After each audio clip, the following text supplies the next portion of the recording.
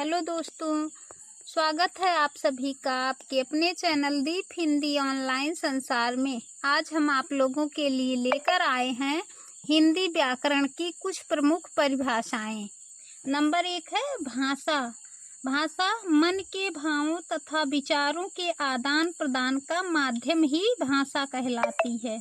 व्याकरण भाषा के शुद्ध और मानक रूप का ज्ञान व्याकरण के द्वारा होता है। लिपि लिखने के लिए निश्चित किए गए चिन्हों को लिपि कहते हैं। हिंदी भाषा की लिपि देवनागरी है। वर्ण वर्ण भाषा की सबसे छोटी इकाई है। शब्द वर्णों का वह समूह जिसका कोई अर्थ हो शब्द कहलाता है। वाक्य शब्दों का वह समूह जो एक निश्चित अर्थ दे वाक्य कहलाता है। संज्ञा किसी व्यक्ति वस्तु स्थान या भाव के नाम को संज्ञा कहते हैं। लिंग हिंदी भाषा में लिंग दो प्रकार का होता है, स्त्रीलिंग और पुल्लिंग। स्त्री या पुरुष जाति का बोध कराने वाले शब्द को लिंग कहते हैं। वचन शब्द के जिस रूप से उसकी संख्या के बारे में पता चले उसे वचन कहते हैं। हिंदी भाषा में एक वचन और बहुवचन का प्रयोग होता है, जबकि संस्कृत में 3 वचन होते हैं। सर्वनाम जो शब्द संज्ञा के स्थान पर प्रयोग किए जाते हैं उन्हें सर्वनाम कहते हैं। विशेषण संज्ञा या सर्वनाम की विशेषता बतलाने वाले शब्द को विशेषण कहते हैं।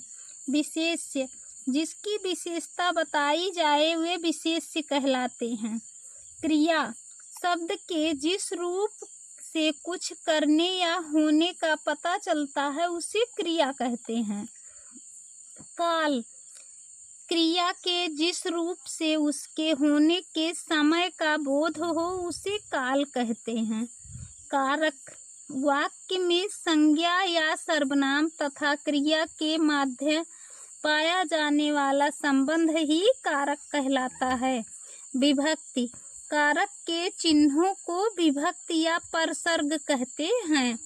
अव्यय जिन शब्दों में लिंग वचन और काल के कारण कोई परिवर्तन नहीं होता वे अव्यय कहलाते हैं।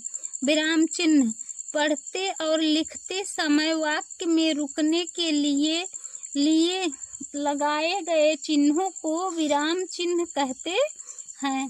पर्यायवाची समान अर्थ बताने वाले शब्दों को पर्यायवाची कहते हैं। अनेकार्थक शब्द किसी शब्द के एक से अधिक अर्थ बताने वाले शब्दों को अनेकार्थक शब्द कहते हैं।